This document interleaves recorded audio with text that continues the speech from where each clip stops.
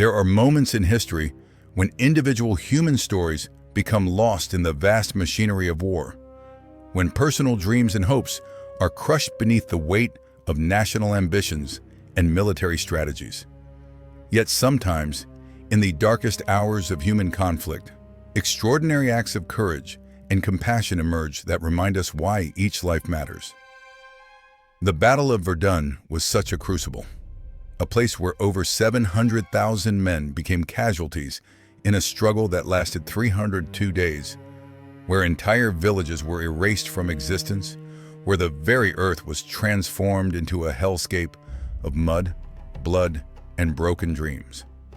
But within this nightmare, some souls refused to surrender their humanity, and their choices would echo far beyond the boundaries of that terrible battlefield. Lieutenant Pierre Dubois pressed his back against the concrete wall of Fort Douaumont underground corridor, listening to the methodical thunder of German artillery that had been pounding their positions for the past 18 hours. The fortress, once considered impregnable, now felt more like a tomb than a defensive position. Dust rained down with each impact, and somewhere in the darkness ahead, he could hear the quiet sobbing of Private Moreau, barely 19 years old, and already broken by what he had witnessed. "Sir," Sergeant Rousseau appeared through the smoke-filled passageway, his weathered face streaked with grime and sweat. "The Germans have taken the outer defenses. Captain Delacroix is dead, along with most of 2nd Company. We're cut off from the main garrison." Pierre closed his eyes, absorbing this latest catastrophe. 3 weeks ago, he had been teaching literature at the Sorbonne, discussing the Romantic poets with eager young students who believed in the nobility of sacrifice for la patrie. Now he commanded the remnants of a company in what the newspapers were calling the greatest battle in French history. Though he suspected the journalists had never smelled the stench of decomposing bodies that had been lying in no man's land since the German offensive began. "How many men do we have left, Sergeant?" 42, sir, but only 30 are fit for combat. The others..." Rousseau's voice trailed off. Both men knew that shell shock was claiming almost as many casualties as German bullets. Pierre had volunteered for military service when war was declared, driven by the same patriotic fervor that had swept across France. He had imagined glorious charges, heroic sacrifices, and the defense of French soil against Prussian militarism. The reality of modern warfare had proven far different from the romantic notions that had filled his head during those first heady days of August 1914. The Battle of Verdun had begun on February 21st with the most intensive artillery barrage in human history. German General von Falkenhayn had chosen this ancient fortress city as the point where he would bleed France white, calculating that French national pride would compel them to defend Verdun at any cost. He had been correct in his assessment. France was indeed throwing every available man into the defense of this symbolic stronghold, but the cost was proving catastrophic for both sides. "Sir," Private LeBlanc crawled through the debris-strewn corridor, his left arm hanging useless at his side. "I've been monitoring the German wireless traffic. They're planning another assault at dawn. Heavy infantry preceded by flamethrower units." Pierre felt his stomach tighten. The German flamethrowers were perhaps the most feared weapon on the Western Front, capable of turning defensive positions into infernos that consumed everything within their reach. He had seen what they did to men, and the memory still haunted his dreams. "Any word from headquarters about reinforcements?" "Nothing, sir. The telephone lines are cut, and the last runner we sent out, well, we found pieces of him scattered across the courtyard this morning." Pierre studied the faces of his men, seeing in them the same mixture of fear, exhaustion, and grim determination that he felt in his own heart. They were mostly young farmers and shopkeepers from the rural districts around Paris, men who had never traveled more than 50 kilometers from their homes before the war swept them up in its terrible embrace. Among them was Private Henri Martin, a baker's son from Normandy, whose letters home spoke constantly of the girl he planned to marry when the war ended. There was Corporal Beaumont, a school teacher like Pierre himself, who carried a worn copy of Voltaire in his breast pocket and quoted philosophy even as shells exploded around them. And young Moreau, whose breakdown had begun after he witnessed a direct hit on a supply convoy that had included his older brother. "Listen to me, all of you," Pierre said, raising his voice so the scattered soldiers could hear him over the constant rumble of artillery. "We've received orders to hold this position at all costs. I won't lie to you about our situation. We're outnumbered, outgunned, and cut off from support. But we're French soldiers, and this is French soil. Every hour we hold this fort is another hour for our comrades to prepare defenses in the rear." It was the kind of speech that officers were expected to give, full of appeals to duty and national honor. But Pierre could see in their eyes that these men were beyond such abstractions. They would fight because they had no choice, because surrender meant death or captivity, because they trusted him to lead them through this nightmare if such a thing were possible. The German attack came with the first light of dawn, preceded by a barrage that seemed to shake the very foundations of the earth. Pierre positioned his men in the rubble-filled casemates and firing positions, knowing that their ancient fortress walls, designed to resist 19th century artillery, were no match for modern high-explosive shells. The first wave of German infantry emerged from their trenches like gray ghosts in the morning mist, advancing in carefully orchestrated rushes from crater to crater. Behind them came the flamethrower teams, their bulky equipment making them slower but infinitely more dangerous than conventional troops. "Hold your fire until they reach the wire," Pierre commanded, though he knew their barbed wire defenses had been largely destroyed by the preliminary bombardment. "Make every shot count." The battle that followed was unlike anything Pierre had experienced in his months on the Western Front. The confined spaces of the fort turned combat into a series of desperate personal encounters, with French and German soldiers fighting hand-to-hand in smoke-filled corridors where visibility was measured in meters rather than kilometers.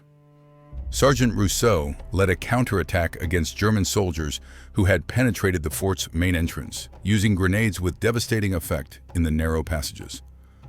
Private Martin, the baker's son, proved unexpectedly lethal with a bayonet, his peaceful profession having given him the strong hands and quick reflexes that served him well in close combat. But it was the flamethrowers that nearly broke their defense. When the German flame units reached the outer walls, they began systematically burning out each defensive position, forcing Pierre's men to fall back deeper into the fort's underground labyrinth. "They're trying to smoke us out like rabbits," Corporal Beaumont observed with grim humor as they retreated to a secondary position. Though I suppose Voltaire never contemplated this particular application of fire as an instrument of war.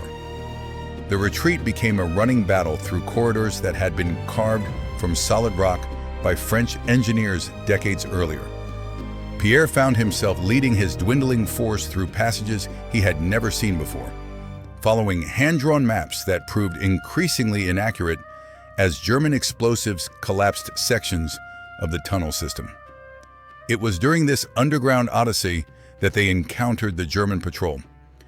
Pierre had been leading his men through what appeared to be an abandoned section of the fort when they heard voices speaking German somewhere ahead in the darkness. He raised his hand, signaling for silence, and crept forward to investigate. What he discovered challenged every assumption he had made about their tactical situation. A group of German soldiers, separated from their own units during the confused fighting, had taken shelter in the same underground complex. They were lost, just as Pierre's men were lost, trapped in a maze of tunnels that seemed to lead nowhere. Through a crack in a partially collapsed wall, Pierre could see 5 German soldiers huddled around a small oil lamp. One was wounded, his shoulder roughly bandaged with strips torn from a uniform jacket. The others appeared to be arguing about something, their voices carrying clearly in the still air of the underground chamber. Pierre's first instinct was to attack, Military doctrine was clear.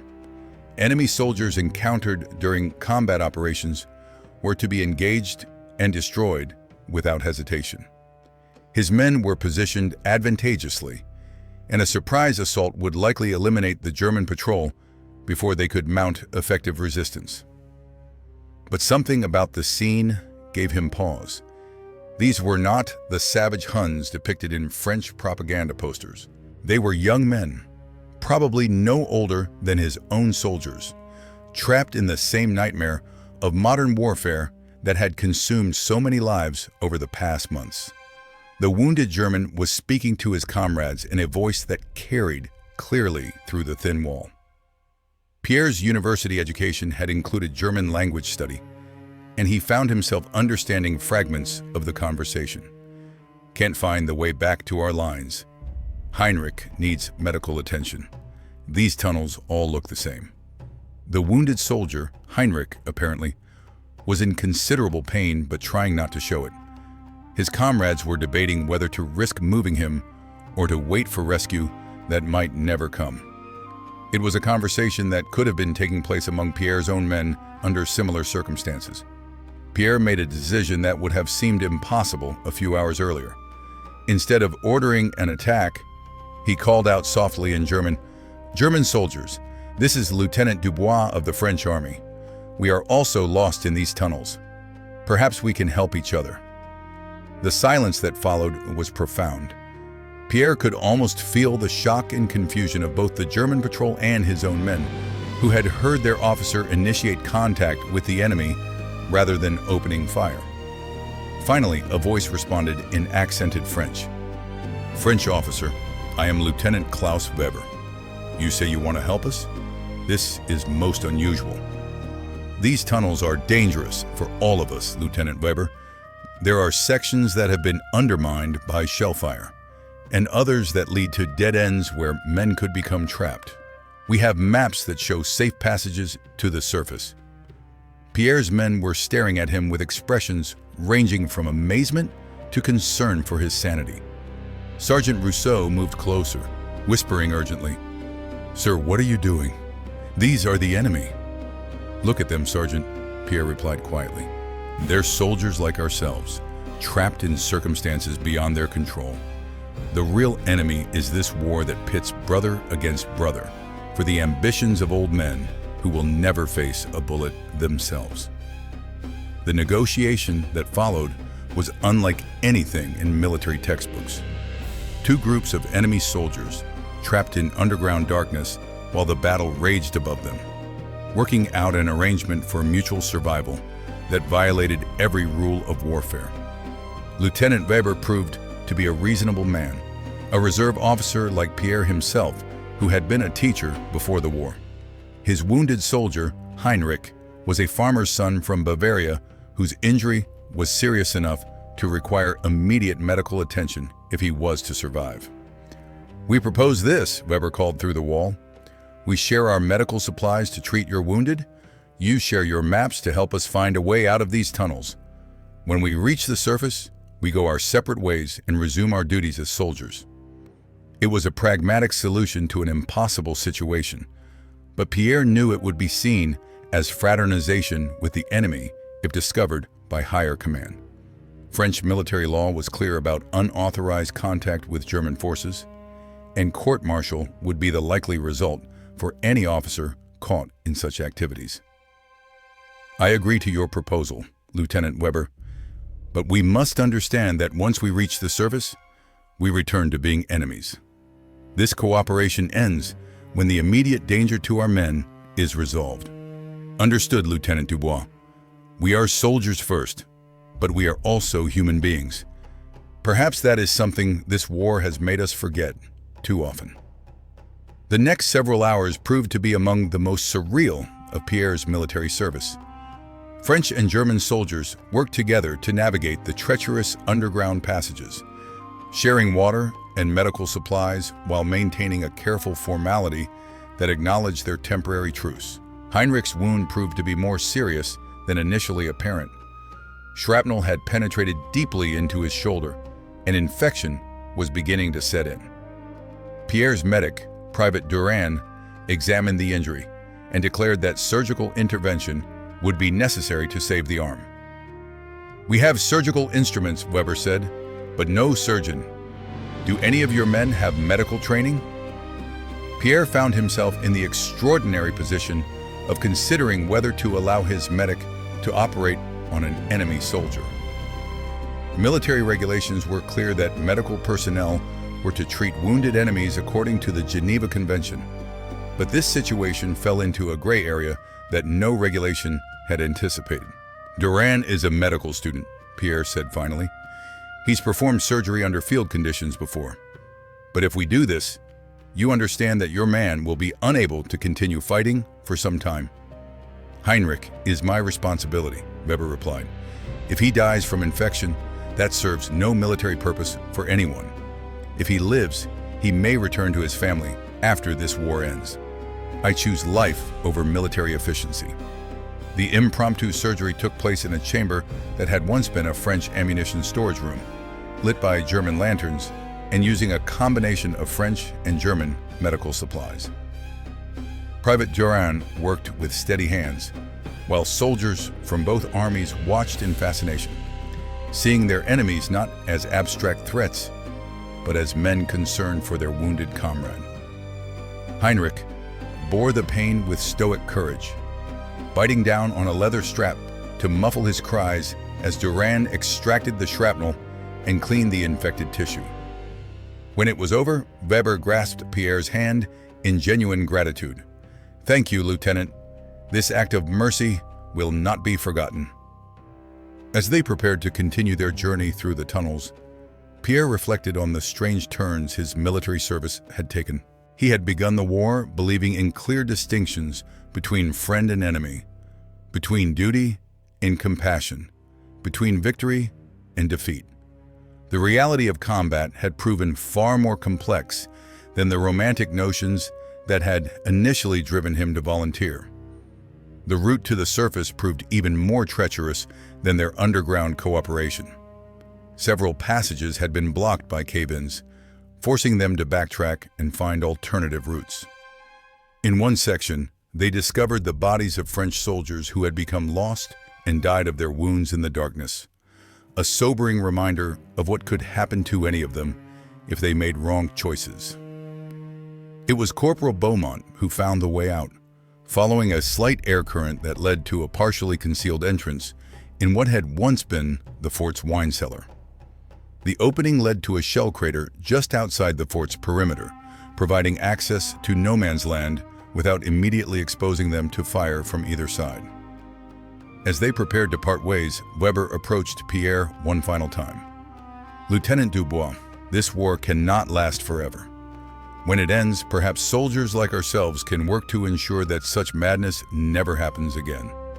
"I hope so, Lieutenant Weber. Take care of Heinrich and yourself. Perhaps we will meet again under better circumstances." The German patrol disappeared into the maze of craters and trenches that surrounded Verdun, while Pierre led his men back toward what remained of the French defensive positions. The brief cooperation was over, but its impact on his understanding of warfare would prove lasting. When they finally reached friendly lines, Pierre found a situation that was both better and worse than he had feared.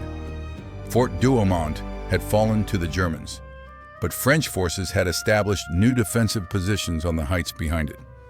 The battle for Verdun was far from over, but the immediate crisis had passed.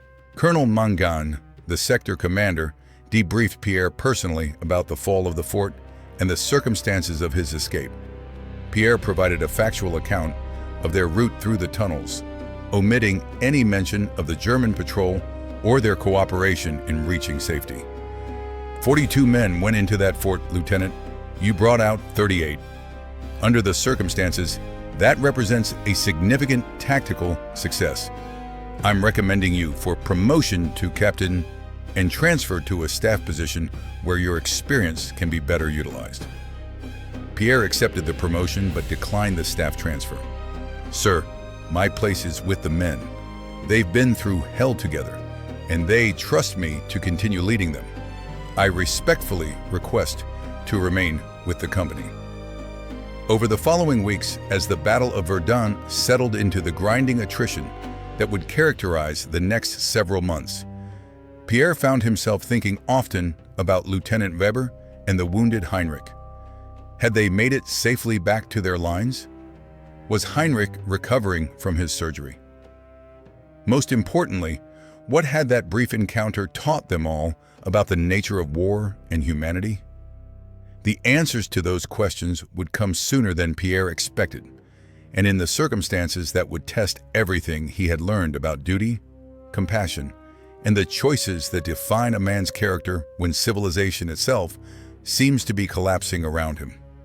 But for now, he concentrated on the immediate task of keeping his men alive in a battle that showed no signs of ending, in a war that had already consumed far more lives than anyone had thought possible when it began. The lessons learned in the darkness beneath Fort Douaumont would serve him well in the challenges that lay ahead, though he could not yet imagine how profound those challenges would prove to be. The battle for Verdun was entering its most deadly phase, and Captain Pierre Dubois was about to discover that the greatest tests of courage often come not in dramatic moments of heroism, but in quiet decisions about how to treat one's enemies when no one else is watching. Captain Pierre Dubois stood in the communication trench behind what remained of the village of Fleury, studying intelligence reports that painted an increasingly grim picture of the situation at Verdun. It was now July 1916, and the battle had been raging for nearly 5 months with no end in sight. The village itself had changed hands 16 times in the past month, reduced to nothing more than colored marks on military maps and a few scattered foundation stones buried under layers of mud and debris. "Captain!"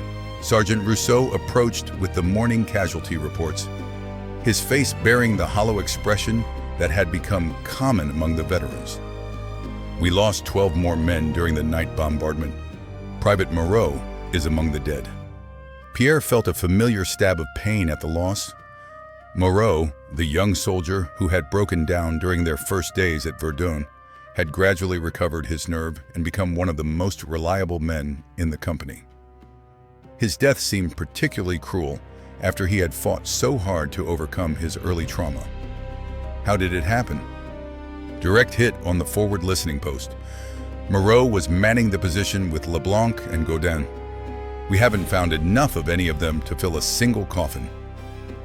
The casual brutality of that statement reflected how profoundly the battle had changed all of them. Men who had once been shocked by the sight of blood now discussed the complete obliteration of their comrades with matter-of-fact acceptance. It was either that or go mad from the accumulated horror. "Sir," Private Durand, the medical student who had operated on the German soldier Heinrich in the underground tunnels, entered the dugout with a dispatch. "Orders from division. We're to attack German positions on Hill 304 tomorrow morning. Full company strength." Pierre read the orders with growing dismay. Hill 304 was a German strongpoint that had resisted numerous French assaults over the past months. The approaches were swept by interlocking fields of machine gun fire, and the hilltop itself was honeycombed with concrete bunkers that had proven immune to artillery bombardment. "What's our objective, sir?" Sergeant Rousseau asked, though his tone suggested he already knew the answer would be grimly familiar. "Advance to within 50 meters of the German wire, establish forward positions, and await further orders. Standard procedure for what division likes to call reconnaissance in force." Both men understood what this meant. They were being sent forward to probe German defenses, draw enemy fire, and provide targeting information for French artillery. Some of them would survive to report back. Many would not. "How many companies are involved?" 3 companies from our battalion, plus 2 companies from the 142nd Infantry. Approximately 400 men total. Pierre studied the tactical map, noting the terrain features and German positions marked by intelligence officers who had never seen Hill 304 except through binoculars. The plan called for a dawn assault across nearly a kilometer of open ground, followed by an attempt to establish positions close enough to the German lines to support future attacks. It was, Pierre realized, exactly the kind of operation that had been failing repeatedly since the battle began. French commanders seemed incapable of learning from previous disasters, continuing to believe that courage and determination could overcome machine guns and barbed wire. Rousseau assembled the company. "I want to brief everyone personally about tomorrow's operation." The men gathered in a reserve trench that had been carved into the hillside behind Fleury, their faces showing the accumulated strain of months at Verdun. Of the original 42 soldiers who had defended Fort Douaumont, only 18 remained. The others had been replaced by reinforcements who arrived from training camps with patriotic enthusiasm that usually lasted about a week. Pierre looked at their faces, young and old, farmers and factory workers, university students and illiterate peasants, all united by their shared experience of surviving at Verdun. They trusted him to lead them through whatever nightmare awaited, and that trust was both his greatest strength and his heaviest burden. "Tomorrow morning we attack Hill 304, Pierre began, deciding to be completely honest about their situation. "Division believes we can establish forward positions that will support future operations. I believe Division is wrong, but we are soldiers and we follow orders." A few of the men smiled grimly at his candor. They had learned to appreciate his honesty about tactical situations, even when that honesty was discouraging. "The German positions are strong, well established, and defended by experienced troops.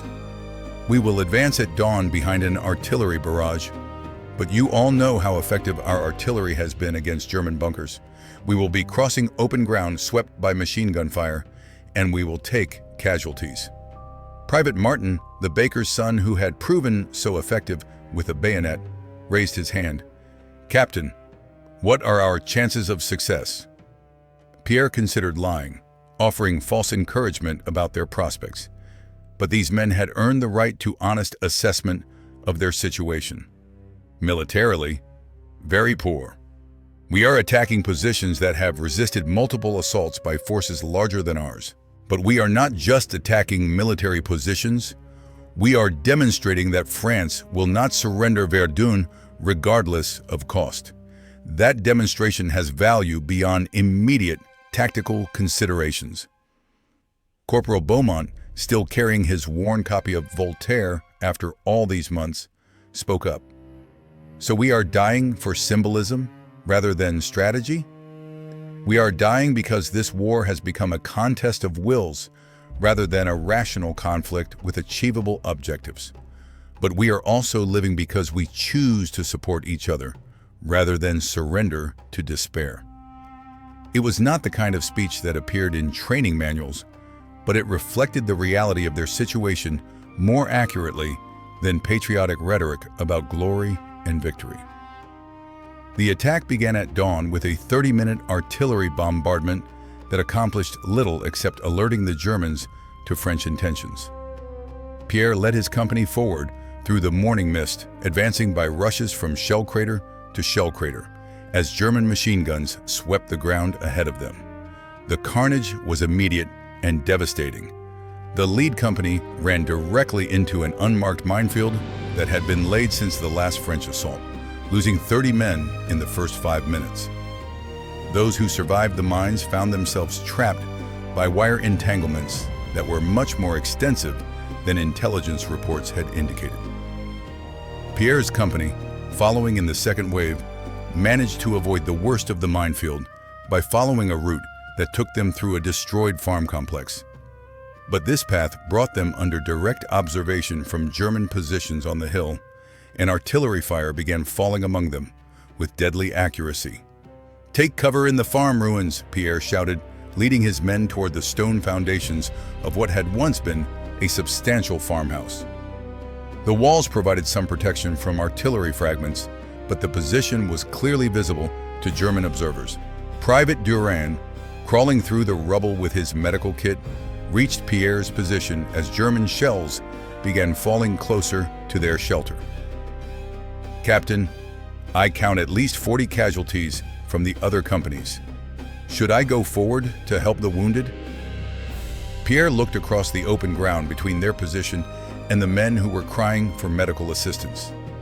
Moving to help them would mean crossing terrain swept by machine gun fire and targeted by German artillery.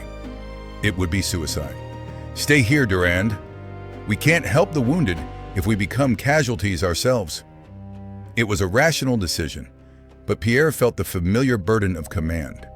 The knowledge that wounded men were dying because he was not willing to sacrifice more lives in an attempt to save them.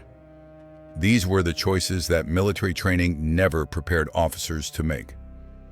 The attack stalled completely by mid-morning.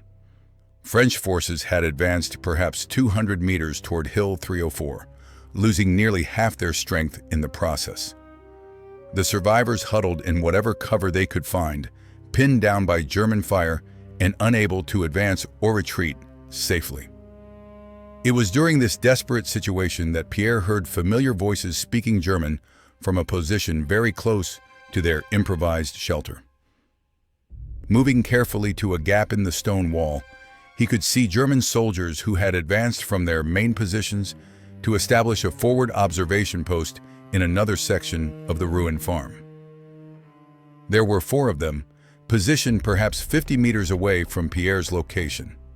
They were calling artillery fire down on the trapped French soldiers with methodical precision, adjusting the range and bearing to maximize casualties among the men Pierre was supposed to be leading.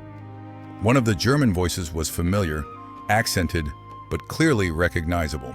Pierre felt a shock of recognition as he realized he was listening to Lieutenant Weber, the German officer who had helped coordinate their escape from the tunnels beneath Fort Douaumont.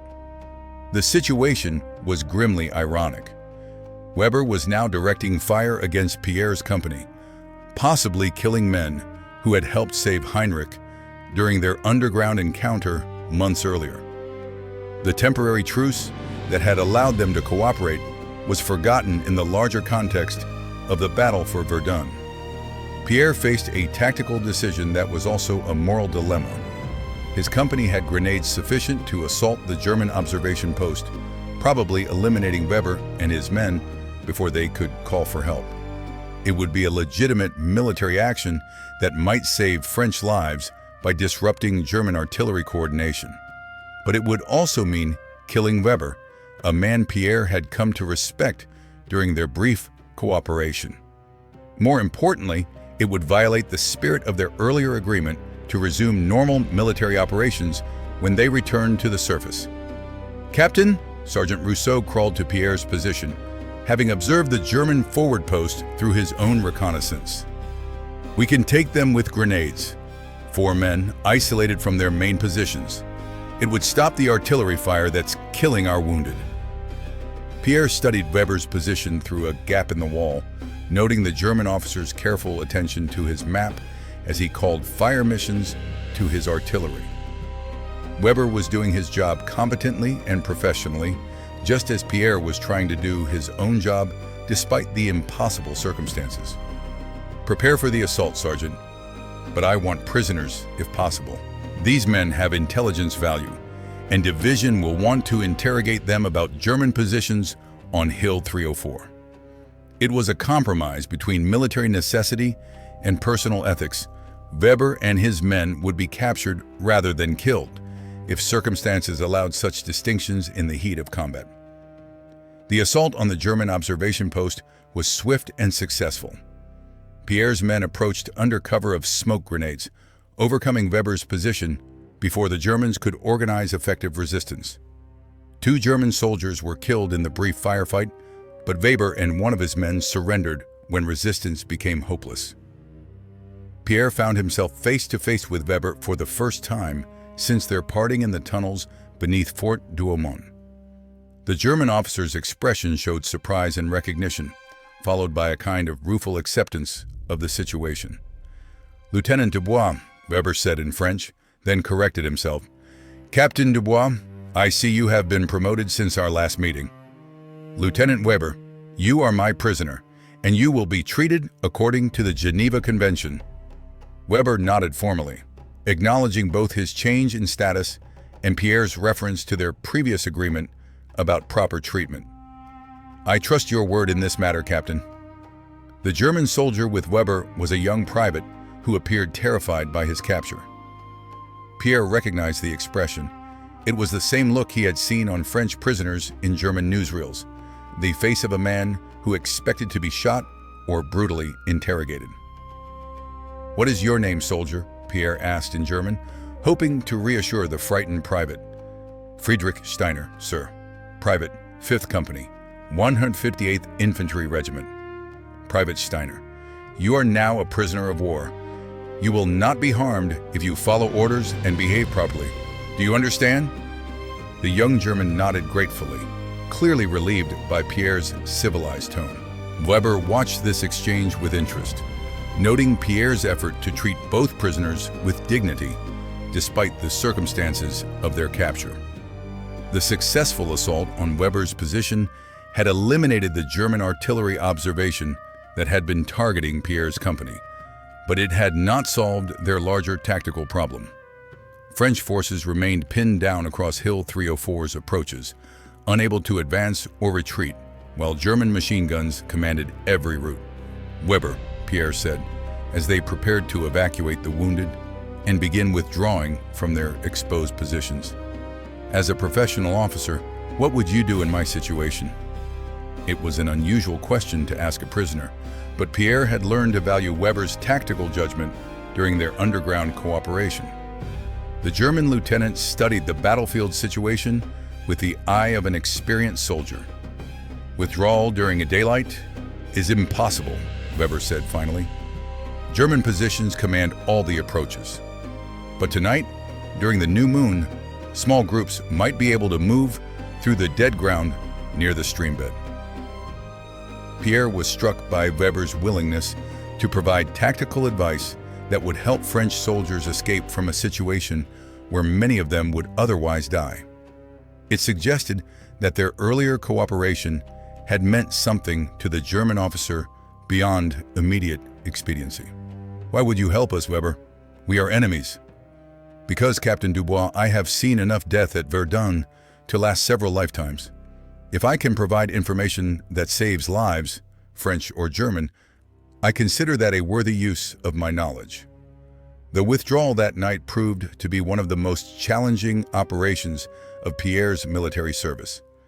Moving wounded men across terrain swept by German patrols required careful timing and absolute silence. Weber, despite being a prisoner, proved invaluable in predicting German patrol patterns and identifying safe routes through their defensive positions. Private Steiner, the frightened German soldier, also contributed to the evacuation by helping carry French wounded despite his prisoner status. Pierre watched him struggling through the mud with Private Martin, who had been badly wounded by artillery fragments, and reflected on the absurdity of a situation where enemy soldiers were cooperating to save lives while their armies continued trying to destroy each other. The evacuation took all night, with multiple trips required to move all the wounded to safety. By dawn, Pierre's company had successfully withdrawn from Hill 304, bringing their prisoners and most of their casualties back to French lines. The attack had failed in its stated objectives, but they had avoided the complete disaster that had befallen many similar operations. Colonel Mengen, reviewing Pierre's report on the Hill 304 operation, was particularly interested in the intelligence provided by the German prisoners. This Lieutenant Weber seems unusually cooperative for a captured officer. What is your assessment of his reliability? Pierre chose his words carefully, knowing that too much detail about his previous encounter with Weber might raise uncomfortable questions about unauthorized fraternization with the enemy. Weber appears to be a professional soldier who understands that the war will eventually end, sir. He may believe that treating prisoners well will result in similar treatment if German forces capture French officers. And the enlisted man, Steiner? Typical conscript soldier, sir. Frightened and homesick, but no evidence of tactical knowledge beyond his immediate unit. Colonel Mengen nodded, accepting Pierre's assessment. Both prisoners will be sent to division for detailed interrogation. Your company performed well under difficult circumstances, Captain. I'm recommending you for the Croix de Guerre. Pierre accepted the commendation, though he felt uncomfortable receiving recognition for an operation that had achieved so little at such high cost. The Hill 304 attack had been another example of French tactical inflexibility, another demonstration that courage alone could not overcome well-prepared defensive positions. But the operation had also revealed something important about the nature of warfare and human relationships. Even in the midst of deadly combat, soldiers on both sides could recognize their common humanity and choose cooperation over destruction when circumstances allowed. Over the following weeks, as the Battle of Verdun continued its grinding attrition, Pierre found himself thinking often about Weber and young Steiner. Had they survived the interrogation process? Were they being treated properly in prisoner of war camps? Most importantly, what would happen to men like them when the war finally ended? The answers to those questions would come sooner than Pierre expected, and in circumstances that would test everything he believed about duty, loyalty, and the choices that define a man's character when the world seems to be falling apart around him.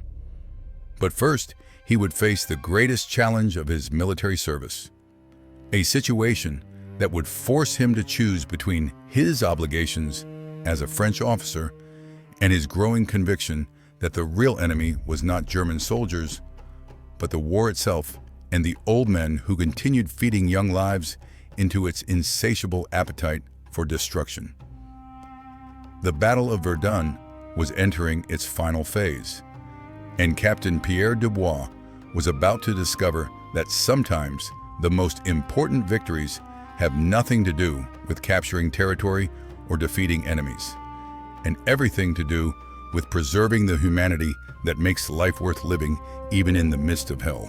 August arrived at Verdun like a plague, bringing with it heat that turned the battlefield into a furnace of rotting flesh and poisonous gases. Captain Pierre Dubois stood in what remained of the French command bunker near Fort Souville, studying intelligence reports that painted an increasingly desperate picture. The battle had now raged for 6 months, and both armies were bleeding to death in the cratered wasteland that had once been pastoral French countryside. Sir, Lieutenant Moreau, a replacement for the original Moreau who had died months earlier, entered with the daily casualty figures. We lost another 43 men last night. German patrol activity has increased significantly in our sector. Pierre nodded grimly, adding the new losses to his mental tally. His company, which had started the battle with 120 men, now numbered fewer than 60 effective soldiers. The replacements who arrived weekly were increasingly young and poorly trained, boys of 17 and 18 who died within days of reaching the front lines. What about the prisoner interrogations? Have Weber and Steiner provided any useful intelligence about German intentions? Weber continues to be cooperative, sir. He's provided detailed information about German artillery positions and supply routes. Steiner is, well, he seems more interested in helping our medics treat wounded men than in discussing military matters. Pierre smiled slightly at this news. Young Friedrich Steiner had indeed proven more valuable as a medical assistant than as a source of intelligence, working alongside French medics with a dedication that had earned the respect of soldiers on both sides. It was another example of how individual humanity could survive even in the midst of organized barbarism. Sir, Sergeant Rousseau appeared in the bunker entrance, his face bearing the grim expression that usually preceded bad news. Colonel Mangin wants to see you immediately. He's received new orders from division. The journey to Mangin's headquarters took Pierre through trenches that had become a museum of human suffering. Bodies were stacked like cordwood in communication trenches, awaiting burial parties that never seemed to have enough time to keep up with the constant flow of casualties. The wounded lay on stretchers in makeshift aid stations, their cries echoing off concrete walls that had been scarred by months of bombardment. Colonel Mangin looked older than his 45 years, his face bearing the hollow expression of a man who had seen too much death. The maps on his table showed red marks indicating German positions that seemed to grow closer to French lines with each passing day. Captain Dubois, I have orders for what division is calling Operation Redemption. We are to retake Fort Douaumont within the next 48 hours, using all available forces in a coordinated assault. Pierre studied the tactical situation, noting immediately that such an operation would be suicidal under current conditions. Fort Douaumont was now heavily fortified by the Germans, who had spent months turning it into an impregnable stronghold. The approaches were swept by interlocking fields of fire, and recent intelligence suggested that German strength in the area had been significantly reinforced. Sir, what forces are available for this operation? 3 battalions, approximately 1,500 men. Artillery support will be limited due to ammunition shortages, and we have no reserves available for exploitation or reinforcement. Pierre felt a familiar sinking sensation in his stomach. 1,500 men attacking one of the strongest positions on the Western Front, with minimal artillery support and no backup plan.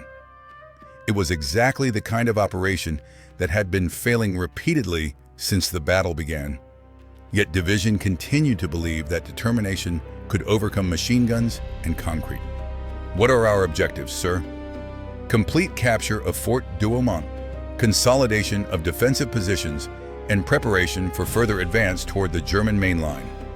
Division believes this operation will break German morale in this sector and lead to a general withdrawal. Pierre knew from his conversation with Weber that German morale, while strained, was far from breaking. The German officers he had encountered were professional soldiers who understood the strategic importance of Verdun and were prepared to defend their positions regardless of cost. Sir, may I request permission to interrogate the German prisoners before finalizing operational plans? They may have information about recent changes in defensive arrangements. Colonel Mangin nodded absently, his attention already focused on the logistical challenges of assembling assault forces. Granted, Captain, but remember that this operation has the highest priority. Nothing must interfere with our preparations. Pierre returned to his sector with growing unease about the planned assault. Operation Redemption had all the hallmarks of a disaster in the making, yet he was bound by military discipline to carry out his orders regardless of his personal assessment of their feasibility. Weber was waiting in the prisoner interrogation bunker, a reinforced dugout that had been converted for intelligence purposes. The German officer had been held in French custody for nearly a month, but his bearing remained military, and his cooperation had been consistent if limited. Lieutenant Weber, I need to ask you about recent changes in German defensive positions around Fort Douaumont. Weber studied Pierre's face carefully, noting the tension and concern that the French captain was trying to conceal. You are planning another assault, Captain Dubois. I can see it in your expression. Pierre considered denying Weber's observation, but realized that their previous encounters had established a level of honesty that made deception pointless. Yes, we are planning an operation in that area. What I need to know is whether German strength has been reinforced since your capture. Captain, I have been a prisoner for nearly 4 weeks. My information about current German positions may be outdated. But you understand German tactical doctrine, and you know how your commanders would respond to the threat of a major French assault. Weber was silent for several minutes, apparently weighing his obligations as a prisoner against his personal feelings about unnecessary bloodshed. Finally, he spoke with careful precision. If I were still commanding German forces in that sector, I would expect any French assault to follow predictable patterns. Artillery bombardment followed by infantry advance across open ground toward prepared positions. I would position my forces to maximize casualties during the approach, with particular attention to machine gun positions that could create interlocking fields of fire. Pierre understood the implications immediately. Weber was providing tactical advice that could save French lives, even though such cooperation exceeded his obligations as a prisoner of war. What would you recommend to minimize casualties during such an assault? Captain Dubois, I cannot provide tactical advice that would be used against my own army, but I can observe that frontal assaults against prepared positions typically result in heavy casualties regardless of the courage of the attacking troops. It was a diplomatic way of saying that Operation Redemption would be a massacre without directly betraying German defensive positions. Pierre appreciated Weber's attempt to balance his military obligations with his humanitarian concerns.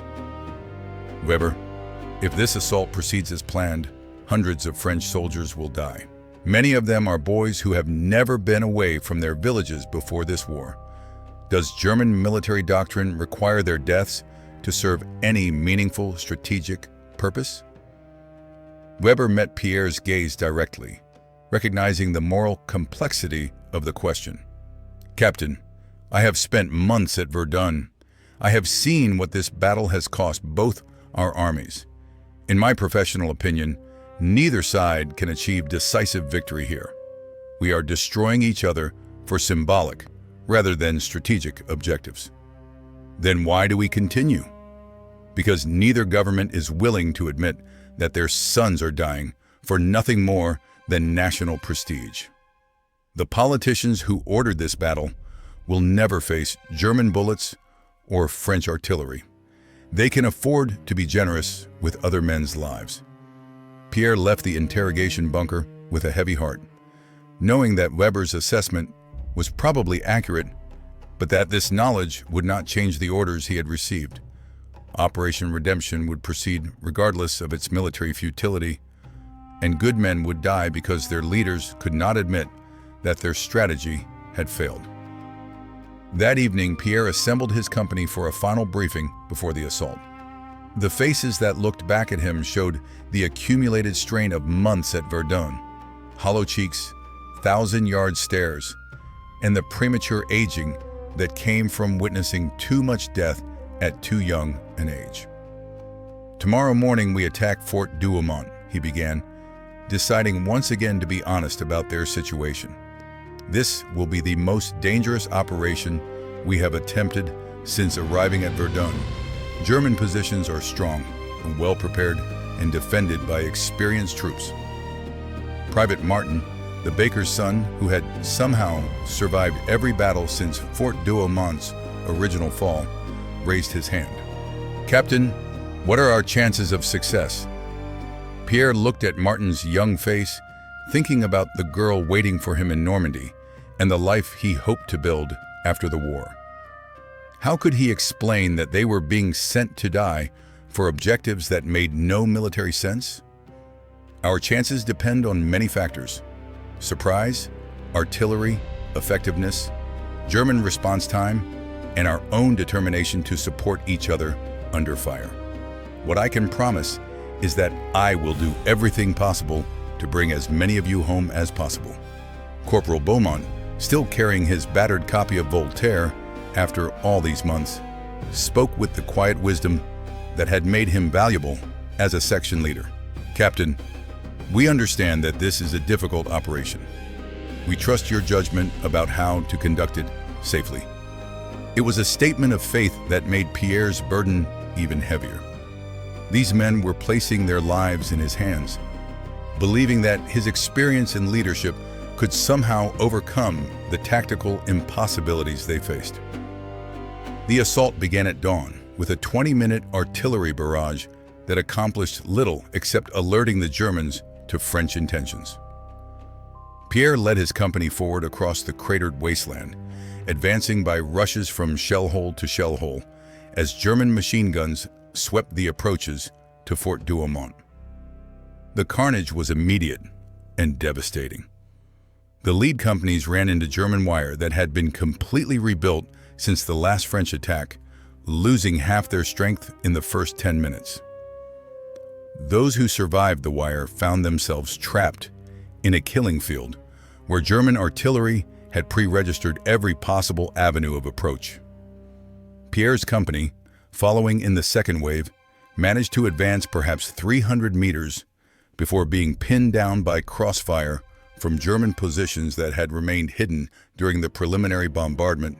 Around them, French soldiers were dying in numbers that made tactical success impossible, even if individual courage remained unbroken.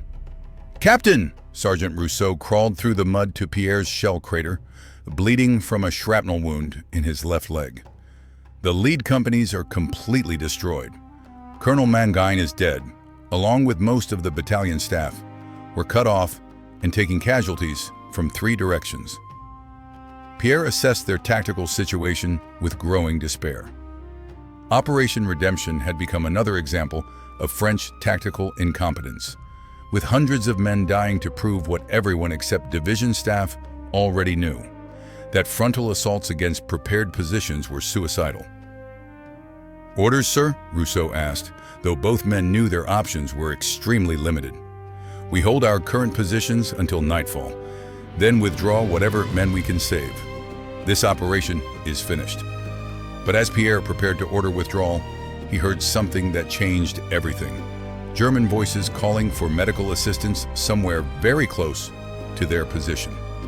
Moving carefully to the edge of his shell crater, he could see German soldiers in a position about 50 meters away, apparently treating wounded men from both armies.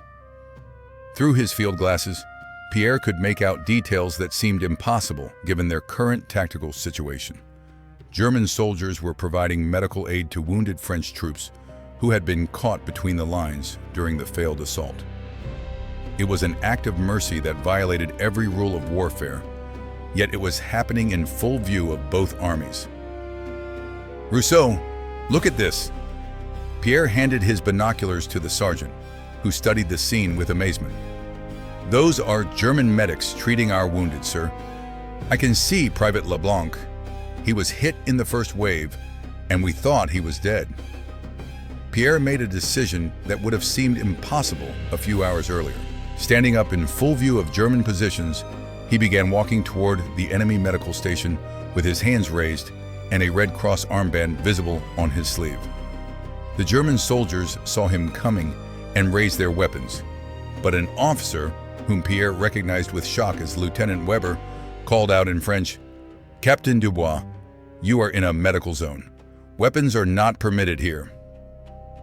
Pierre found himself in perhaps the most surreal situation of his military career, standing in no man's land while German soldiers treated French wounded under the protection of an informal truce that violated every rule of warfare. Weber, who should have been in a prisoner of war camp, was instead commanding a German medical detachment that was saving the lives of men who had been trying to kill them an hour earlier. "Weber, what are you doing here? You were a prisoner." "I was exchanged 3 days ago as part of a medical personnel swap. I volunteered to command this aid station because I believed medical necessity should transcend national boundaries."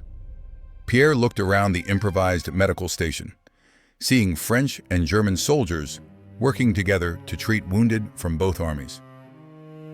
It was extraordinary evidence that even in the midst of this nightmare, individual human beings could choose cooperation over destruction. "How many wounded do you have here?" 43 French soldiers, 16 Germans, and several men whose uniforms are too torn to identify nationality. All are receiving the same standard of care. Pierre realized that Weber's medical station had probably saved more French lives during the past hour than Operation Redemption had accomplished through its tactical objectives. It was a sobering commentary on the relative value of humanitarian action versus military aggression. "Weber, I need to evacuate my wounded back to French lines. Can we arrange temporary passage?" "Captain Dubois, medical personnel from both armies are welcome here, as long as they are unarmed and clearly identified. But this is a medical zone, not neutral territory. Once you leave with your wounded, normal combat operations will resume." The evacuation that followed was unlike anything Pierre had experienced in months of warfare. German soldiers helped load French wounded onto stretchers, providing medical supplies and pain medication without regard for nationality. Weber personally supervised the treatment of the most seriously wounded, making medical decisions based on the severity of injuries rather than the uniforms worn by patients. Private Martin, who had been wounded in the leg during the initial assault, was carried on a stretcher by a German medical orderly who spoke softly to him in broken French, trying to reassure him that his wound was not life-threatening. It was a small act of kindness that meant more than all the patriotic speeches Pierre had heard since the war began. As they prepared to leave the medical zone, Weber approached Pierre one final time. "Captain, this medical station will remain operational for the next 24 hours. Any wounded from either army who can reach this position will receive treatment. After that, I must return to my regular military duties." "Thank you, Weber. This act of mercy will not be forgotten.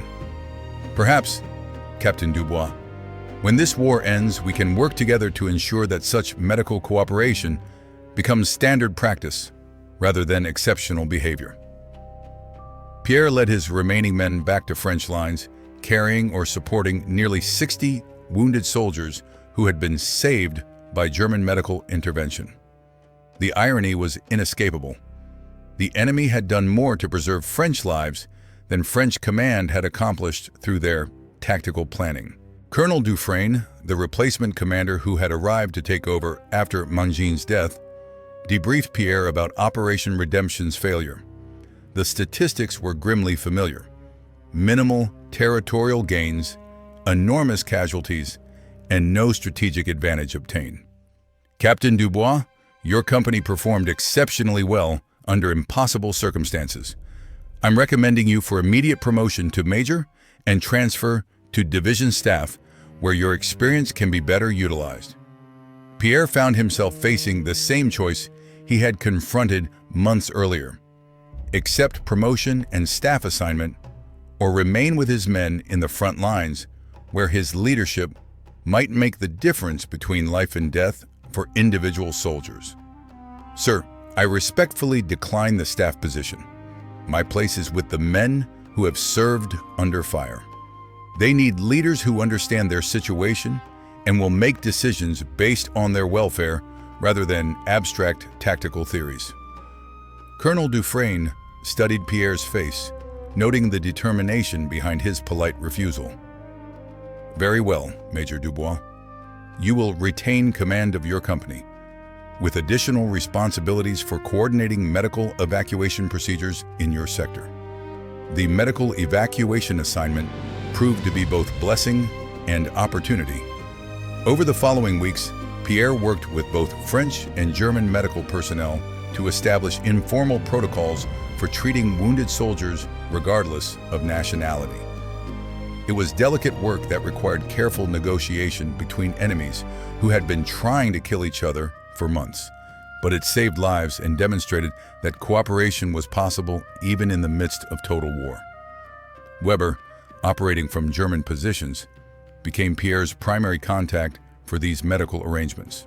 Their conversations, conducted through intermediaries or during brief meetings in no man's land, gradually evolved beyond immediate medical needs to larger questions about the conduct of warfare and the treatment of civilian populations. "Your medical station saved more lives during Operation Redemption than our tactical success achieved," Pierre observed during one such meeting. "It makes me wonder whether we are approaching this entire conflict incorrectly. Major Dubois, this war has become a contest between industrial systems rather than a conflict between human beings. We are feeding men into machines that consume lives to produce casualty statistics that satisfy politicians who have never seen a battlefield." Pierre found himself nodding in agreement, recognizing the truth in Weber's assessment, even though it challenged everything he had been taught about military duty and national service. But their cooperation was about to face its greatest test. Intelligence reports indicated that both armies were preparing for massive new offensives that would dwarf anything previously attempted at Verdun. The brief interlude of medical cooperation would soon be overwhelmed by military operations designed to achieve decisive victory regardless of cost. Pierre was about to discover that his reputation as an officer who could work with enemy personnel had reached the highest levels of command, and that he would soon be asked to undertake missions that would test everything he believed about duty, loyalty, and the preservation of human life in the midst of inhuman circumstances. The Battle of Verdun was entering its final phase, and Major Pierre Dubois was about to face choices that would define not only his own character, but the future of everyone who had learned to trust his judgment in the hellish crucible of the longest battle in human history. The stage was set for a confrontation that would determine whether humanity could survive the machinery of modern warfare, or whether the values that made life worth living would be sacrificed on the altar of national ambition and military pride. In the darkness that was gathering over Verdun, a few individuals would be forced to choose between the orders they had received and the conscience that reminded them that their enemies were human beings who deserved to live. December 1916 brought to Verdun a cold that seemed to freeze not just the earth, but the very souls of the men who had been fighting there for 10 months. Major Pierre Dubois stood in the command bunker of what had once been the village of Fleury, studying maps that showed the preparations for what High Command was calling Operation Deliverance, the final French offensive that would reclaim all lost ground and restore French honor at Verdun.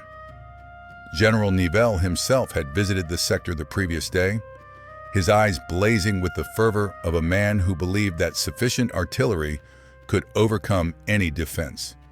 The plan called for the largest bombardment in French military history, followed by a coordinated assault involving 12 divisions, nearly 150,000 men, in a simultaneous attack across the entire Verdun salient. Major Dubois, Colonel Dufresne, entered the bunker with dispatch papers that bore the red seal of urgent orders. You've been selected for a special mission that will commence 48 hours before the main offensive begins. Pierre felt the familiar tightening in his stomach that preceded dangerous assignments. What kind of mission, sir? Intelligence has identified a German ammunition depot located in the cellars beneath the village of Douaumont. This depot supplies the entire German defensive network in this sector. Your mission is to penetrate German lines, locate the depot, and place sufficient explosive charges to destroy it during our preliminary bombardment. Pierre studied the mission documents, noting immediately that this was essentially a suicide assignment. The German lines around Douaumont were among the most heavily defended positions on the Western Front, protected by multiple layers of wire, machine gun nests, and roving patrols that had been refined through 10 months of combat experience. Sir, what forces are available for this mission? Yourself and 12 volunteers. You'll go in light, carrying only demolition charges and small arms. Speed and stealth are essential. If you're discovered, the Germans will reinforce the depot and your mission will fail.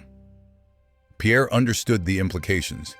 13 men against the most formidable defensive network ever constructed, with no backup plan and no possibility of reinforcement if things went wrong. It was the kind of operation that succeeded only in adventure novels written by men who had never heard a bullet fired in anger. When do we depart, sir? Tomorrow night. But first, you have permission to interrogate the German prisoners one final time. They may have information about recent changes in German defensive arrangements. Pierre found Weber waiting in the interrogation bunker. Though the German officer's status had become increasingly ambiguous over the past weeks. Officially still a prisoner of war, Weber had been granted considerable freedom to coordinate medical activities between the armies, and his information had proven invaluable for French tactical planning. Lieutenant Weber, I need to ask you about German defensive positions around Douaumont village. Weber studied Pierre's face with the careful attention of a man who had learned to read subtle expressions. "You are planning another operation, Major. I can see it in your eyes." Pierre had learned months ago that deception was pointless with Weber. The German officer was too intelligent and too experienced to be fooled by diplomatic evasions. "Yes, we are planning an operation in that area. What I need to know is whether German strength has been reinforced since the last French probe." Weber was silent for several minutes, apparently wrestling with competing loyalties. Finally, he spoke with careful precision. "Major Dubois, if you are planning what I think you are planning, I must tell you that German defenses around Douaumont have been significantly strengthened. New minefields have been laid, additional machine gun positions have been established, and patrol schedules have been randomized to prevent predictable patterns." Pierre felt his heart sink. Weber was essentially confirming that the mission would be impossible under current conditions. "Is there any approach route that might offer better prospects for success?" Weber studied the map Pierre had placed before him, tracing defensive positions with his finger. "There is one possibility, though it involves considerable risk. The old drainage tunnel system that runs beneath the village has not been completely sealed. A small group might be able to penetrate German lines through the sewers, but they would emerge directly beneath the most heavily defended positions. Would you be willing to provide detailed information about these tunnels?" Weber met Pierre's gaze directly, recognizing the moral complexity of what was being asked. "Major, I cannot provide information that would be used to kill my own countrymen. But I can observe that the tunnel system was constructed before the war for civilian purposes, and maps of its layout should be available from municipal records." It was Weber's way of providing crucial intelligence without formally betraying his military obligations.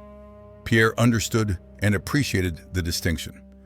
"Weber, if this operation succeeds, it could save thousands of lives by shortening the battle. If it fails, good men will die for no strategic purpose. What would you do in my position?" "Major Dubois, I would remember that individual soldiers, French and German, are human beings with families who love them and pray for their safe return. Any operation that reduces the overall casualty count serves a humanitarian purpose, regardless of its immediate tactical objectives." Pierre left the interrogation bunker knowing that Weber had given him the best intelligence possible while maintaining his honor as a German officer. The tunnel approach might work, but it would require extraordinary luck and careful execution to succeed. That evening, Pierre assembled his volunteer team in a reserve trench behind Fleury.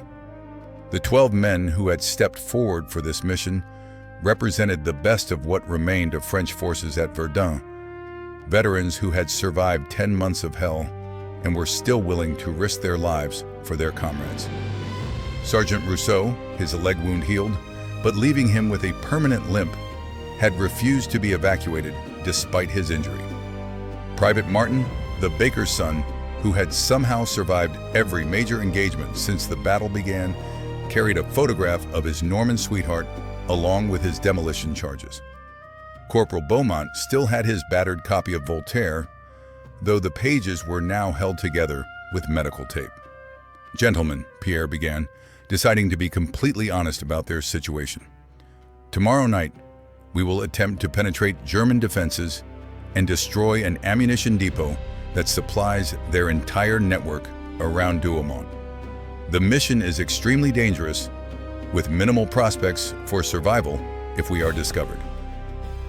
Private Durand, the medical student who had become their company's most skilled combat surgeon, raised his hand. "Major, what are our extraction plans if the mission is compromised?"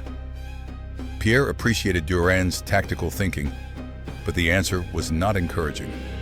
"There are no extraction plans. If we are discovered, we continue the mission until we succeed or until we are all killed. This is a one-way operation." The silence that followed was profound. These men had volunteered knowing the risks, but hearing the reality stated so clearly gave them pause to consider what they were undertaking. "Sir," Martin spoke with the quiet determination that had made him valuable in close combat. "We understand the odds, but if this depot destruction can save our comrades in the main offensive, we're willing to accept the risk." The others nodded agreement, though Pierre could see the fear in their eyes. They were not immune to terror. They had simply learned to function despite it, which was perhaps the highest form of courage possible under these circumstances. The approach to German lines began at midnight, with Pierre leading his team through communication trenches that had been carved and recarved by 10 months of continuous fighting. The landscape around Verdun had been transformed into something that resembled the surface of an alien planet, a wasteland of shell craters, destroyed trees, and scattered debris that had once been human habitations. Weber's intelligence about the drainage tunnel proved accurate. The entrance was concealed beneath the ruins of what had been Fleury's municipal building, protected by collapsed masonry that had to be carefully moved to avoid detection by German listening posts. The tunnel itself was a nightmare of claustrophobic darkness, filled with stagnant water that rose to their waists in some sections. They moved in single file, maintaining silence while navigating by the faint light of shielded electric torches that Weber had somehow provided through their medical cooperation network. "Major," Rousseau whispered, as they paused at a junction in the tunnel system. "I can hear voices speaking German directly above us. We must be beneath their forward positions." Pierre consulted the map Weber had sketched during their final meeting, noting that they were approximately halfway to their objective. The ammunition depot should be accessible through a maintenance shaft that emerged in the basement of what had been Douaumont's largest building before the village was destroyed. The voices above them grew louder, and Pierre could make out fragments of conversation in German. The soldiers were discussing routine matters, complaints about the cold, speculation about when the war would end, worries about letters from home. They were the same concerns that occupied French soldiers in their quiet moments, a reminder that enemies shared common hopes and fears despite their artificial divisions. Private Leblanc, who had joined Pierre's company as a replacement after the original Leblanc was killed during the Hill 304 assault, made a discovery that changed their tactical situation completely. "Major, there's another group moving through these tunnels. I can hear them splashing through the water about 50 meters ahead of us." Pierre felt his blood turn cold. If German patrols were using the tunnel system, their mission was already compromised. They would be trapped in confined spaces where superior numbers would provide decisive advantage to whichever side achieved surprise. Moving forward with infinite caution, Pierre approached the source of the sounds Leblanc had detected. What he discovered challenged every assumption he had made about their tactical situation. A group of German soldiers was moving through the tunnels, but they were not a patrol sent to intercept French infiltrators. They were deserters attempting to escape from their positions and reach some form of sanctuary away from the battle that had consumed their lives for 10 months. Through a gap in the tunnel wall, Pierre could see 5 German soldiers led by an NCO who was speaking in urgent whispers to his men. They were discussing routes that would take them away from both German and French positions, seeking some neutral ground where they could survive the final phases of the battle. Pierre found himself facing an unprecedented situation. Military doctrine was clear. Enemy soldiers encountered during combat operations were to be engaged and destroyed. But these men were not fighting. They were fleeing, seeking escape from a war that had already claimed too many lives. More importantly, Pierre recognized the NCO leading the German group. It was Sergeant Heinrich Müller, whom Weber had mentioned during their conversations as a veteran soldier whose unit had suffered enormous casualties during the summer fighting. Müller was apparently leading the survivors of his squad in an attempt to avoid the final slaughter that both sides were preparing. Pierre made a decision that would have seemed impossible months earlier. Instead of ordering an attack on the German deserters, he called out softly in German, German soldiers, this is a Major Dubois of the French army. We are not here to fight you. The silence that followed was electric with tension. Pierre could hear the sounds of German soldiers preparing weapons, while his own men waited for orders that would determine whether they faced combat in the confines of the tunnel system. Finally, Muller's voice responded in careful French. "French officer, I know your name. You are the one who works with our medical personnel to save wounded soldiers. What do you want with us?" "We are on a mission that does not involve capturing deserters. If you continue on your current route, you will not encounter French patrols. But you should know that this tunnel system leads directly into the most heavily defended German positions." Pierre was providing tactical information that could help enemy soldiers escape, but he justified it as preventing unnecessary casualties on both sides. If Muller's group continued toward German positions, they would likely be shot as deserters. If they moved toward French lines, they would be captured or killed as infiltrators. "Major Dubois," Muller called back, "we are not deserters. We are soldiers who have decided that our duty to our families is greater than our duty to officers who will never face enemy fire. But we do not wish to betray military secrets or harm your mission."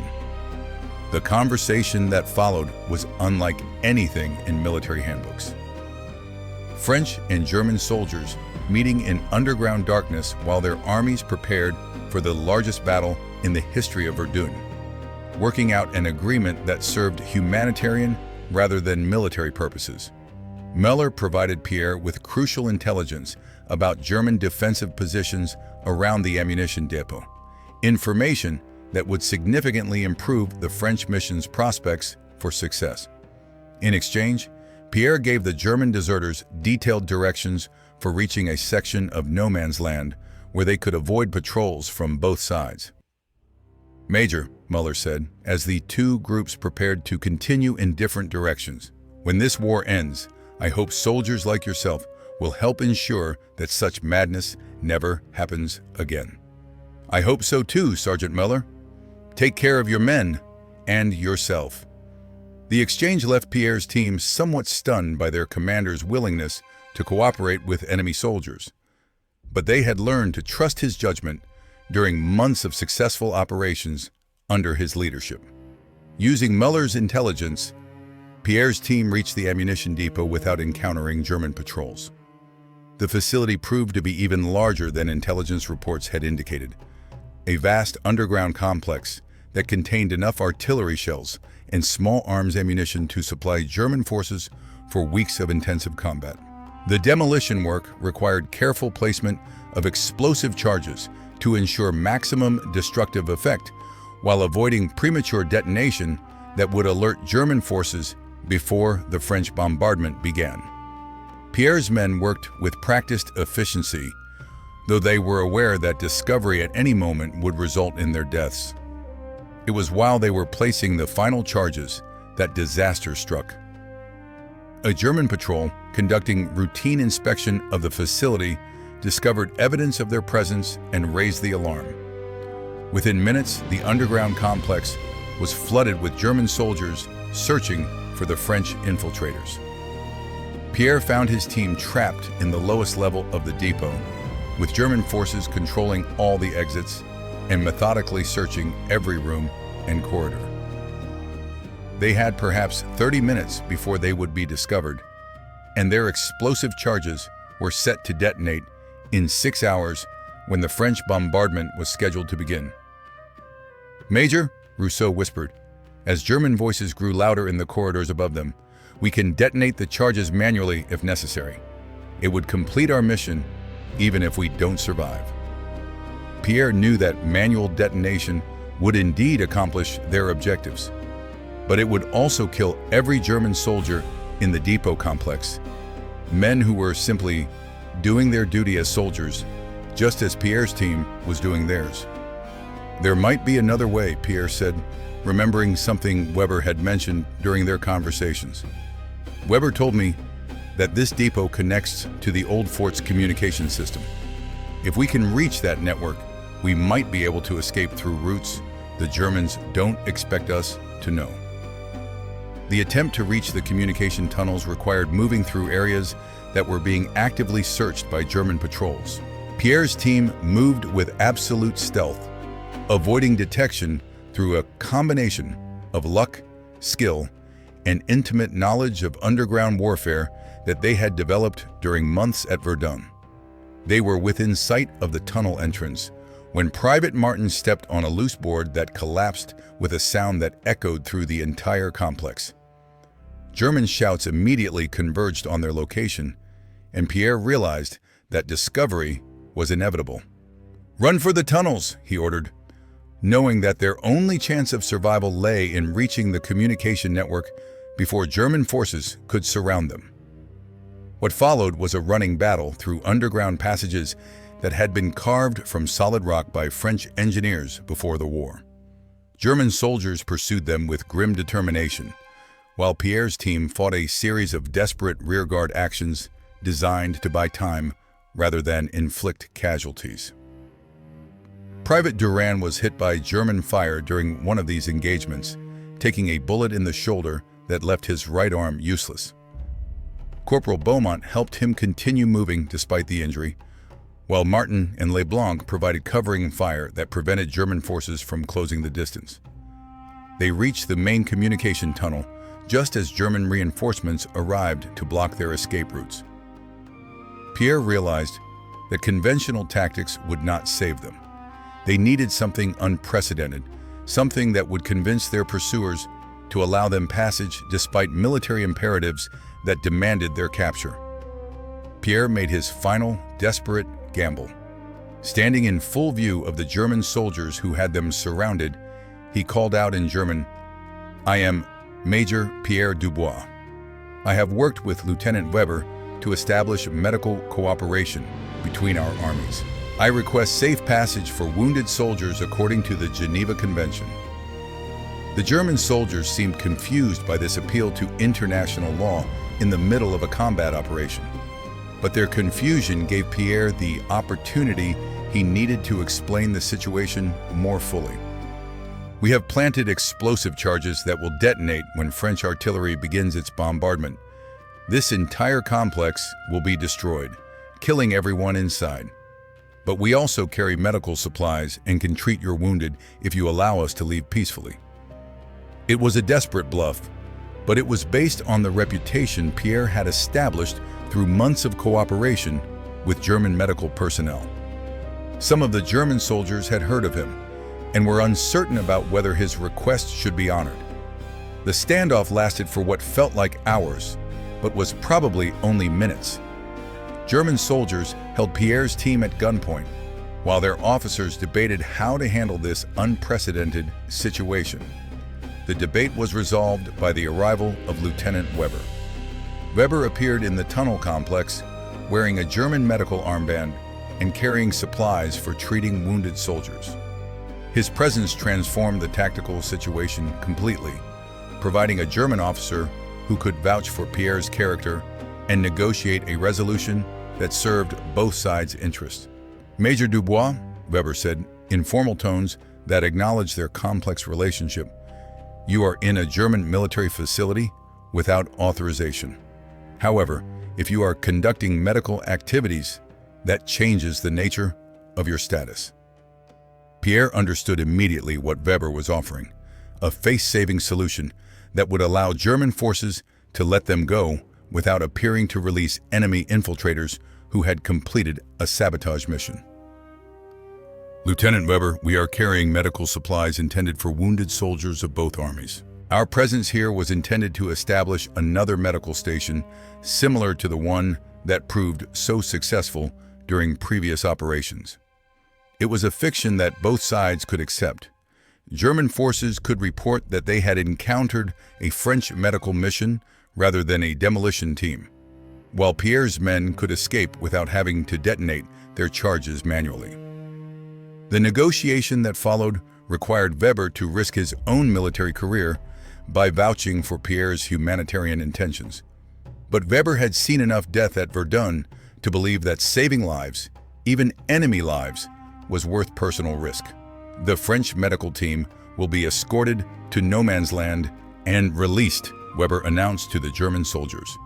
They will not be harmed, and their medical supplies will be respected according to international law. Pierre's team was indeed escorted through German lines and released in no man's land, carrying their explosive charges and their wounded comrade to safety. The mission had succeeded in ways that defied military logic. They had placed their charges successfully, avoided capture, and preserved the lives of German soldiers who could have been killed during manual detonation. But the real test would come when the French bombardment began and the charges exploded as planned. If German forces suffered heavy casualties during the depot explosion, Weber would face court-martial for allowing enemy saboteurs to escape. If the explosion could be attributed to French artillery rather than demolition charges, both Weber and Pierre would have succeeded in their respective obligations. The French bombardment began at dawn with an intensity that exceeded anything previously experienced at Verdun. Nearly 1,200 guns fired continuously for 6 hours, delivering over 1 million shells onto German positions in preparation for the infantry assault that would follow. Pierre's charges detonated exactly on schedule, destroying the German ammunition depot with an explosion that could be heard 20 kilometers away. German forces, believing the destruction had been caused by French heavy artillery, never suspected that enemy infiltrators had been responsible. The infantry assault that followed was the most successful French operation of the entire Verdun battle. German resistance, weakened by the loss of their ammunition supplies and stunned by the unprecedented artillery bombardment, collapsed more rapidly than anyone had dared hope.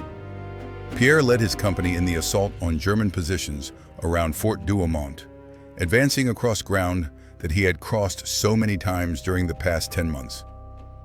But this time, instead of being pinned down by machine gun fire and artillery, French forces found themselves advancing against token resistance from demoralized German defenders. Fort Douaumont itself fell within hours, its massive concrete walls finally overcome by a combination of artillery bombardment and infantry assault that had been perfectly coordinated. Pierre entered the fortress where his military education had begun 10 months earlier, finding it transformed into a ruin that bore little resemblance to the imposing structure he remembered. The German retreat continued for 3 days, with French forces recapturing almost all the ground that had been lost during the initial German offensive. By December 18th, French lines had been restored to positions that were actually in advance of where they had been when the battle began in February. The Battle of Verdun was finally over, but its cost had been staggering. Over 700,000 casualties had been suffered by both sides, including nearly 300,000 dead. 9 villages had been completely erased from existence, and the landscape itself had been transformed into a wasteland that would require decades to heal. But for Pierre Dubois, the battle's end brought a personal victory that meant more than any military achievement.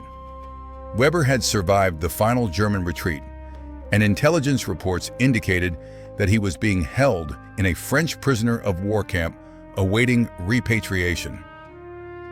Pierre used his influence to arrange a visit to the camp, wanting to thank Weber personally for his role in making the ammunition depot mission successful.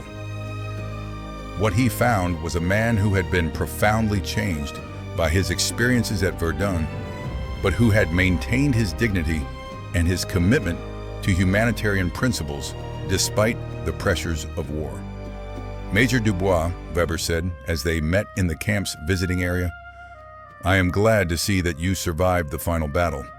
Your charges were perfectly placed. The explosion was magnificent and completely effective. Weber, your assistance made the mission possible. More importantly, your willingness to work with us on medical cooperation saved hundreds of lives on both sides." Weber nodded, but his expression suggested that he was thinking about larger questions than immediate tactical success. "Major, this war will end eventually. When it does, what will we have learned from our experiences at Verdun?" Pierre considered the question carefully. The battle had taught him many things about warfare, leadership, and human nature under extreme stress. But perhaps the most important lesson had been about the possibility of maintaining humanity even in inhuman circumstances. I think we've learned that soldiers can choose cooperation over destruction, even when their governments demand otherwise. The medical stations we established proved that enemies can work together to save lives when individual conscience overrules military doctrine. That gives me hope for the future, Weber replied. Perhaps men like us can work to ensure that such battles never happen again. The conversation was interrupted by the arrival of another visitor, Friedrich Steiner, the young German private who had been captured during Pierre's raid on Hill 304 months earlier. Steiner had also survived the war's end and was awaiting repatriation, but he had requested permission to speak with Pierre before returning to Germany.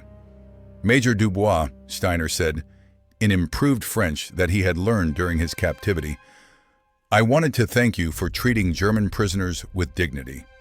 The medical care I received in French hospitals was better than what many German soldiers received in our own facilities." Pierre was touched by Steiner's gratitude, but he was more interested in the young man's plans for the future. "What will you do when you return to Germany, Friedrich?" "I will return to my family's farm, marry the girl I have been writing to throughout the war, and try to forget the things I have seen here. But I will never forget the French officers who showed me that enemies can be decent human beings." As spring came to Verdun in 1917, Pierre found himself serving with an army of occupation that was gradually transforming from a combat force into a reconstruction organization. French engineers were beginning the enormous task of clearing unexploded shells, filling craters, and rebuilding the infrastructure that had been destroyed during 10 months of continuous fighting. The work was slow and dangerous. Unexploded shells claimed as many casualties during the reconstruction as many battles had during the fighting. But it represented hope for the future. Verdun would recover, villages would be rebuilt, and the land would eventually support life again. Pierre received orders transferring him to staff duty in Paris, where his experience with prisoner cooperation and medical coordination was considered valuable for planning future operations. But he declined the transfer, choosing instead to remain at Verdun to supervise the reconstruction efforts. "This is where I learn what war really costs," he explained to Colonel Dufresne. "If I can help rebuild what we destroyed, perhaps some good can come from all the death we witnessed." The reconstruction work brought unexpected reunions. Sergeant Heinrich Müller, the German NCO who had deserted with his squad during Pierre's ammunition depot mission, appeared at French headquarters in the spring of 1917. He had survived the war's end and was working with international relief organizations to locate missing soldiers and help refugees return to their homes. "Major Dubois," Muller said during their reunion, "the route you showed us through no man's land saved our lives. We were able to reach Swiss border guards who accepted our surrender and provided sanctuary until the war ended." "What are you doing now, Heinrich?" "I am working with the Red Cross to reunite families that were separated by the fighting. There are thousands of children who were evacuated from the battle zone and cannot find their parents. There are soldiers who were reported missing but are still alive in hospitals or prison camps. Someone must help them." Pierre found Muller's work inspiring and began cooperating with international relief efforts in his official capacity as a French military officer. The cooperation that had begun with medical stations during the fighting was evolving into humanitarian work that served no national interest, only human needs. The most remarkable reunion came in the summer of 1917, when Pierre received a letter from Karl Richter, Weber's former adjutant, who had been reported missing during the final German retreat. Richter had survived and was requesting permission to visit Verdun as part of a German delegation working on war graves registration. The visit was arranged through diplomatic channels, and Pierre found himself standing once again in the ruins of Fort Douaumont, but this time with former enemies who had come to honor the dead of both sides. Major Dubois, Richter said, as they walked through the cemetery that was being established for soldiers who had died at Verdun. Lieutenant Weber asked me to give you something before he was repatriated to Germany. Richter handed Pierre a small package wrapped in oilcloth. Inside was Weber's personal copy of Godot's poetry, with an inscription that read, "To Major Pierre Dubois, who proved that enemies can become friends when individual conscience overrules national hatred. May the future remember the lessons we learned in darkness. Your friend, Klaus Weber." Pierre was deeply moved by the gift, recognizing it as Weber's most precious personal possession during their months of cooperation. But Richter had more news to share. Lieutenant Weber has been accepted to medical school in Munich. He plans to specialize in treating trauma injuries, using techniques he learned while working with your medical personnel. He often speaks of establishing international protocols for medical cooperation during wartime. The conversation was interrupted by the arrival of another group of German visitors, former prisoners of war, who had requested permission to visit Verdun before returning to their homes. Among them was Friedrich Steiner, now married to his sweetheart and working as a rural doctor in Bavaria. Major Dubois, Steiner said, as they met again in the place where he had been captured. "I have established a small clinic in my village. I am using medical techniques that French doctors taught me during my captivity to treat patients who cannot afford expensive medical care in the cities. The war taught me many terrible things, but it also taught me the value of helping people regardless of their nationality or social status." As the day progressed, Pierre found himself surrounded by former enemies who had become friends, men who had learned the same lessons about humanity and cooperation that had sustained him through the darkest months of the battle. They shared stories about their experiences since the fighting ended, their plans for the future, and their hopes that the next generation would never experience the kind of warfare they had witnessed. The gathering concluded with a ceremony at the Verdun Memorial, where representatives of both armies placed wreaths honoring the soldiers who had died during the battle. Pierre was asked to speak on behalf of the French participants, and his words reflected the transformation that had occurred in his understanding of war and peace. "We gather today not as victors and vanquished, but as survivors of a battle that taught us the ultimate cost of hatred and the ultimate value of human life. The men who died here, French and German, young and old, volunteers and conscripts, died believing they were serving their countries. But their deaths also serve a larger purpose if they teach us that war is too terrible to be repeated, that differences between nations are not worth the sacrifice of another generation of young men." Weber arrived from Germany just as the ceremony concluded, having traveled from Munich to participate in what he called the most important reunion of my life. His appearance was greeted with emotion by everyone present, French and German alike, recognizing him as the man who had made much of their cooperation possible. "Pierre," Weber said, using his first name for the first time, "I have something to tell you that I think will make you happy. The medical cooperation protocols we developed at Verdun are being studied by the International Red Cross. They are considering adopting them as standard procedures for future conflicts." Pierre felt a surge of satisfaction that exceeded anything he had experienced during his military service. If their improvised humanitarian efforts could prevent future suffering, then perhaps some good could indeed emerge from the horror of Verdun. "There is something else," Weber continued. "I have been corresponding with medical officers from other armies, British, American, Russian, who experienced similar situations during the war. There is growing interest in establishing international standards for treating wounded soldiers regardless of nationality." The reunion continued for 3 days, with former enemies sharing meals, exchanging addresses, and making plans for future meetings. When it finally ended, Pierre felt that he had witnessed something unprecedented in the history of warfare. A gathering of former combatants who had chosen reconciliation over resentment, cooperation over continued conflict. As the German visitors departed for their homes, Pierre stood once again in the ruins of Verdun. But this time, the devastated landscape seemed to offer hope for the future, rather than despair about the past. The battle was over, the dead were honored, and the survivors had proven that human decency could survive even the most brutal circumstances.